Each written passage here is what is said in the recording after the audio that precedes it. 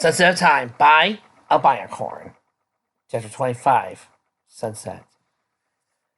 When Twilight opened her eyes, Sunset was still standing there, the field around them reduced to a gravely wasteland. When the seal faded away, the wind blew around them, still warm from Vesper's final attack. The world was silent, save for everyone's synchronized breathing. Sunset stepped out of the circle of snow left behind from the force field. Twilight watched her walk forward and stop in front of the Alcorn amulet. The center jewel was gone, the edges of metal melted. Twilight didn't take off her eyes from Sunset. She's still here. She's still here. Twilight's heart hammered in her chest. What happened now? Rainbow cleared her throat. So, did we win? Sunset flicked the amulet away with her magic, turned around, smiled. Yeah, we won. We won. Piggy jumped into the air. Woo! We did it! You two are amazing! Confetti rained over them. Twilight allowed herself a tentative smile. They won. They fought and struggled, but they had won in the end. Twilight started to think about what they had gained from being Vesper Radiants, but her thoughts kept cycling to what she might lose. Rainbow tackled Sunset and pulled her to a hug. It was turned to a dog pile once Pinky and Spike joined in. Eddie helped Sunset up, and Fluttershy brought Applejack over to join the celebration. Twilight jumped at the soft nuzzle against her side. Princess Celestia!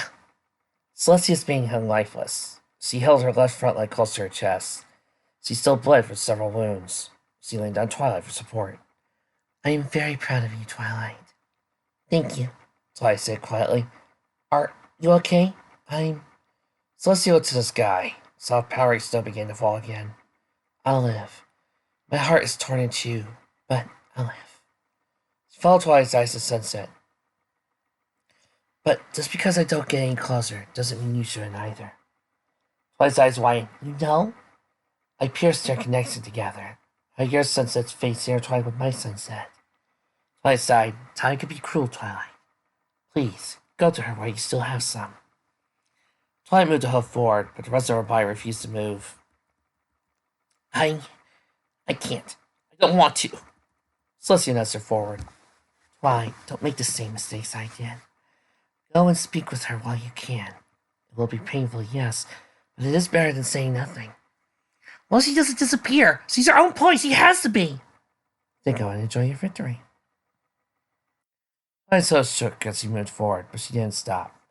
She clung to the finest hope Sunset would stay. She had to believe it. Sunset broke her hug with Fluttershy and smiled at Twilight. We did it. Twilight shook her head. You did it. How did you do it anyway? Spike asked. Sunset pointed to the setting sun. Our special talent is the same. Harnessing the energy of the sun. But that raw power burns through us if we use it too much. Rarity nodded. So you purposely agonized her to use her magic to her fullest extent. So she used her special talent and burned herself from the inside out. Sunset finished. She burned so hot, she destroyed Regalia. First I said, you still have some magic too, but you're not hurt. Sunset laughed weakly. No, trust me. I'm in pain. I've burned through at least 2 organs. Looks like we're all in some plane, Applejack said when we chuckled. I reckon we all get back to the Empire. Yeah. Sunset glanced at Twilight. We probably should head back. So we can have our victory party! It's gonna be amazing! I'll convince the castle chefs to let me take over the kitchen, and I'll bring the biggest cake, and there'll be streamers and balloons, and I'll take pictures of all the awesome battle scenes. Pinky flailed her hoses from various poses. We were like, hi-ya! And Vesper was like, yeah! And Frostless was like, roar! And Twilight was like, yeah! But Vesper was like, nah-uh! And Sunset was like, uh-huh! And Sunset, what's happening to you?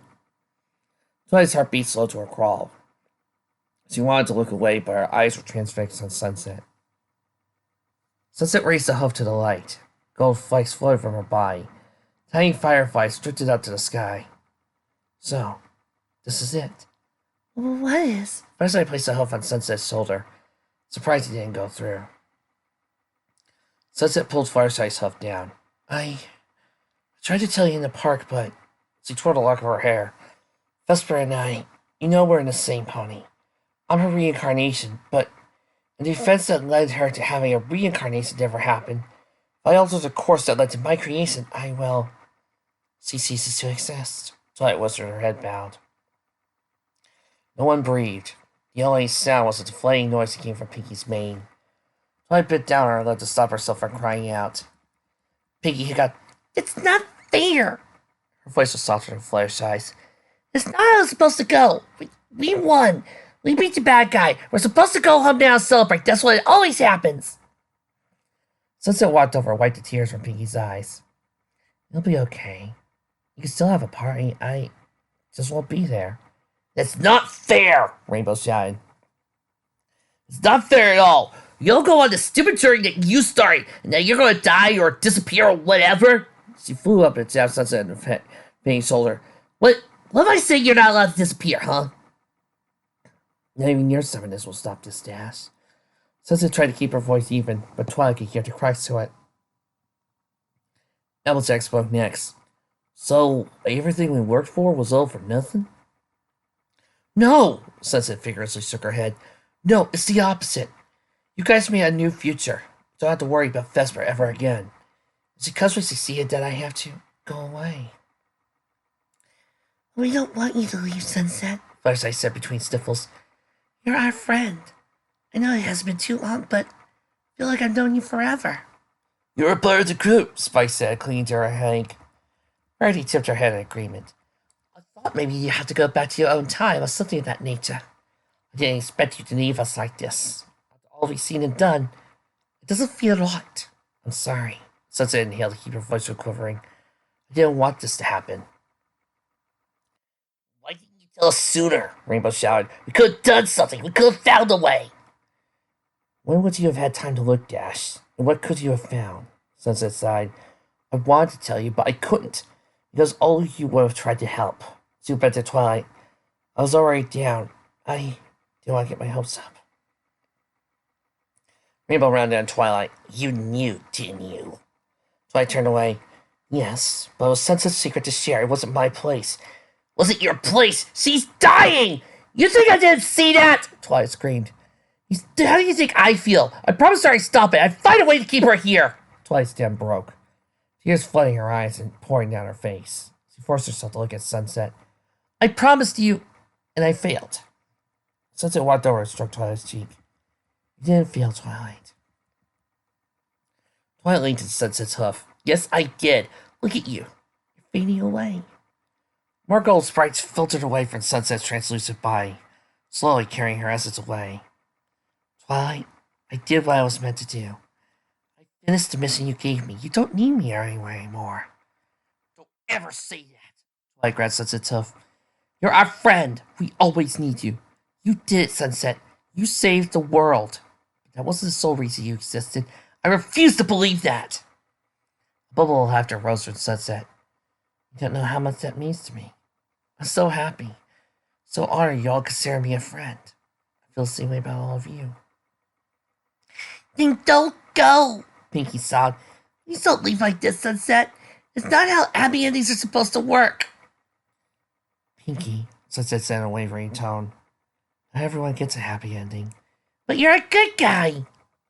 Twilight would have found Pinky's storybook belief comical if she hadn't wanted to so desperately believe her herself. They won fair and square, so why were they still losing? Her host looked through Sunsets and Lacey string out sob. There has to be something, anything we could do. She looked back to Celestia. What if we use the elements of harmony? Celestia shook her head. Sunset is now technically an anomaly in time. If the elements did work on her, it may only speed up the process. I'm sorry, Twilight. Twilight couldn't say anything, not with despair clawing at her insides. She wanted to throw up, wanted to scream. She wanted to hold on to Sunset and never let go. It's gonna be alright. I promise, Sunset said. How? Rainbow's voice cracked. Sunset closed her eyes. I could tell you, but that'd spoil everything, she smiled. Just believe me when I say you'll all do great things. You're some of the best friends a pony could ask for. And as long as you keep being yourselves, you'll make the world a better place. She looked over at Pinky. So go through that victory party. The world still needs laughter. She looked at Rainbow. And loyalty, honesty, generosity, and kindness. She looked at Applejack, Rarity, and Fluttershy turned, then stopped on Spike. Her eyes rested on Twilight and Magic. Oh, okay! Come on, really? This big emotional moment and you cut mine out? Yeah, sorry, Spike. I'm gonna go fight. I'm going to get my own fic. Twilight fought against the smile, forcing its way into her face. Sunset finally addressed Celestia. She shifted nervously, flicking before her ears before speaking. Princess, I'm not your daughter. Celestia looked at her soft eyes. No, you're not. You're a different pony. She looked closer and leaned down to Sunset. She spoke quietly, but Twilight was still able to make it out. And that, I think, might make all the difference. Sunset nodded. Still, I feel like I owe you an apology. Do not apologize for her mistakes. What happened here was ultimately hers and my responsibility. It is I who should be apologizing to you, Sunset. For you are the one paying the price. A tear ran down Celestia's cheek. Truly, I am sorry. Apology accepted. Sunset's voice began to sound distant. Her eyes fell like on Twilight again. Twilight stared at Sunset's teal eyes, unable to look anywhere else. Her heart was ready to snap in two. Yet Sunset just stood and smiled at her. Twilight took a shaky breath. I guess this is it then? Yeah, I guess so. Twilight bit her lip. There were so many things she wanted to say, so many questions she wanted to ask, and all wanted to explode at her at once. She was an overflowing balloon of emotions ready to pop. Sunset, would you like to hear what I've heard from all this, Twilight? Sunset asked. Well, caught off guard, Twilight wasn't sure how to respond at first. She relaxed her shoulders and said, Yes, I'd love to hear what you learned. Sunset cleared her throat. Dear Princess Twilight Sparkle, today I learned that we aren't defined by our past. Ponies have done terrible things before. Sometimes they've done things that they think no one will ever forgive. But real friends don't care about that, as long as that pony is trying to be better, trying to collect their mistakes. She closed her eyes. Gold flakes floated away like tears of light. Everyone is given a choice in life to do what is easy or what is right. The right choice is never easy, but it becomes bearable if you have friends to help and motivate you. Real friends will stand by you and help you, even through the hardest times. They'll help you find hope, even when you've given up on it. I have new hope now. That no matter where I go next, whether it's to another life or to oblivion, I'll never forget any of you. I'm so glad to meet you all, and I'll treasure the memories forever. We'll never forget you either, Sunset, Spike said. Mabel sniffled. Yeah, we'll think about you every day. Thank you. Sunset said with the most sincere smile Twilight had seen on her. Friends are with you, no matter where you go. That's something I learned a long time ago. I think it's the most important lesson I've learned. Whatever next happens, I'll know you'll be there with me. Sunset bowed her head toward Twilight. She was almost gone now. Gold poured off of her in an upward shower of light. Twilight bowed her head too, or touched the tip of where Sunset should have met hers. Love, your faithful student. A single spark jumped between horns. Then Sunset was gone. Bursts of light sending the last golden motes into the sky. Twilight raised her head and watched them float away, fancying after a few seconds. She continued to stare even as the last one floated away, wishing, hoping, praying that Sunset might come back. No one interrupted her. Twilight knew they were hoping as much as she was. When a fine layer of snow had built upon the ground, Celestia gently pulled Twilight from her trance. Come, Twilight. We should see to our injuries. I'm sure Shining and Cadance are desperate to know if you're all right. Twilight nodded weakly. Her mouth was dry as he suddenly was tired. Yeah, okay. She let Celestia lean on her as they started their trek back. Firefly Rainbow assisted Applejack, while the rest followed close behind.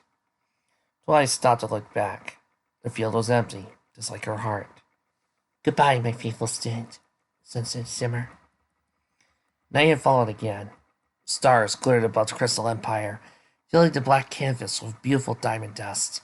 While the rest of the city slept under the peaceful blanket of night, the palace was awake in a much more somber mood. Twilight sat with everyone else in the dining hall, her plate full of food and remained untouched. Bandages ran down the length of her back and one on her cheek. She considered herself fairly unharmed compared to some of her other friends. Applejack sat in a wheelchair, her entire back leg bandaged Crystal Point nurses have reassured her she'll still be able to use it, only after months of serious rest.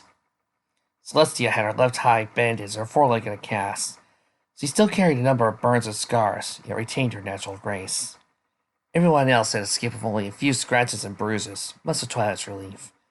Cadance and Shining joined them for dinner, but everyone had taken turns explaining what happened to the wasteland.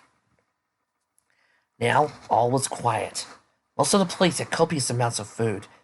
Despite the doctor encouraging them all to eat, Pinkie hadn't even touched her food. She pushed it away and rested her chin on a table. She still had not moved. She told us to have a victory party, Pinkie mumbled. Celebrating is the last thing I want to do. Twilight looked at her fork and speared a few vegetables. She slid one into her mouth and chewed slowly. When it came time to swallow, her stomach nearly rejected it, like it had with every other scrap of food before it. She dropped her fork and buried her face in her hooves. She had no more tears to cry, having expelled all of them between the walk back and when he retold the story 20 minutes ago. Now Twilight only felt sick and empty. A piece of her was missing. Gone was Sunset. Twilight blamed herself for making a promise she couldn't keep. She didn't deserve to be a princess. Someone stroked her hair. Twilight looked out to see Shining looking doleful. I know what you're thinking, Twilight.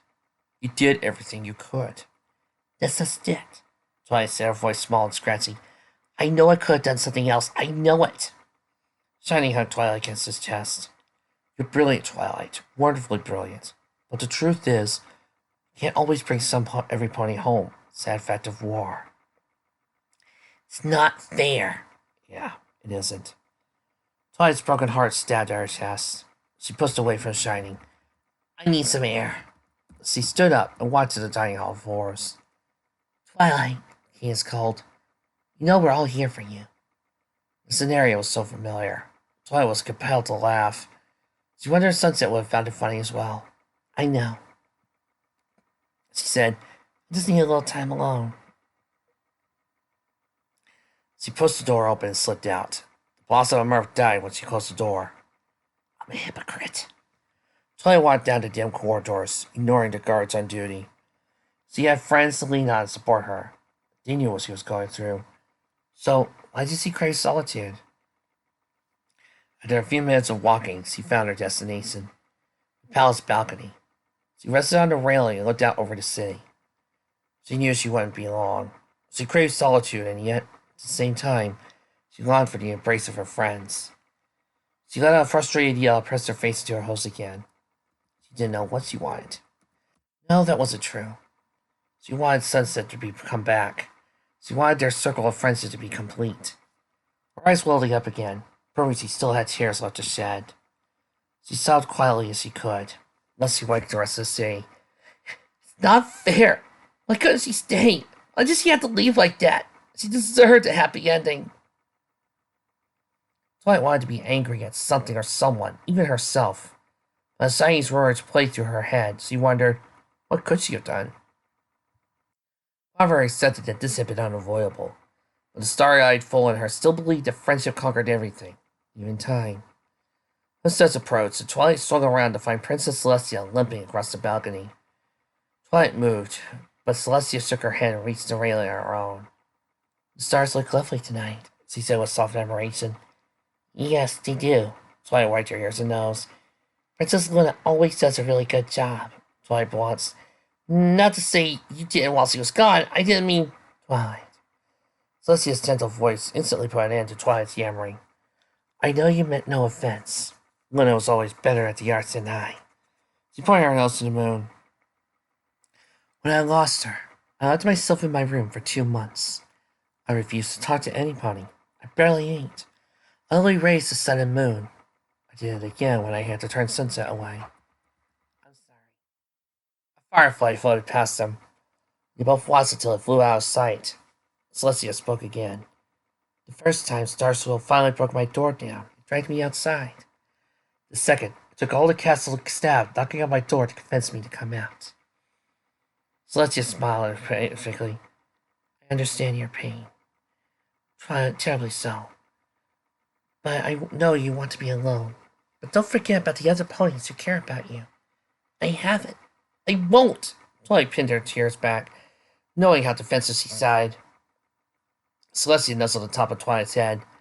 I'm not accusing you, Twilight. Just reminding you. We all need a little solitude. Don't drive every pony away. Don't forget to rest because you lost one. Warm tears dripped onto Twilight's head. Even if that one has meant everything to you. The tears came faster now, a steady trickle against Twilight's scalp. She had never seen Celestia earnestly cry before. Was unsure what to do other than nuzzle her back. Twilight cringed, thinking of how selfish she was. She lost a friend, but Celestia had lost the pony she had called her daughter. At least Twilight got a goodbye. Celestia only watched her sunset die after becoming a monster. I'm sorry, Princess. It's supposed to be harder than you than me. Celestia stepped back, her eyes already red. It's not a contest of pain, Twilight. You and I both lost something today. Something irreplaceable. It's unfair to both of us to measure who is hurting more. Twilight bowed her head. You're right. You're right. Her head was lifted up by Celestia's unbound wing. If anything, I should be the one apologizing. Why? As I told Sunset, I bear the most responsibility for what had happened. Vesper made her choices and mistakes. Celestia stood up straight and looked at the moon again. I am far from blameless. There isn't a day that goes by where I wonder what I could have done to steer her down another path. I tried my best for her, but I failed in the end. I helped create a monster. Twilight moved to close the gap between them. Princess, I sent you and your friends after that monster. I ignored the voice in the back of my head telling me who Vesper Radiance could be. If I had confronted her at the start, you would have never been put in harm's way. I'm so sorry, Twilight. For several minutes, Twilight said nothing. It was true. If Celestia sought after Vesper, her friends wouldn't be sitting in the dining hall, nursing injuries after coming close to their deaths. Oh, that is bullshit! Trixie agrees. If Celestia had gone after Vesper, then you girls would have gone after her too, trying to find the articles because you know why Twilight's a hero. So don't try that bullshit. Oh, if only Celestia went after her, then maybe they wouldn't have gone after her too. Bullshit on me. No.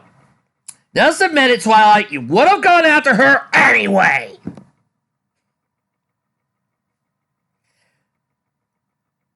I can be vindictive sometimes.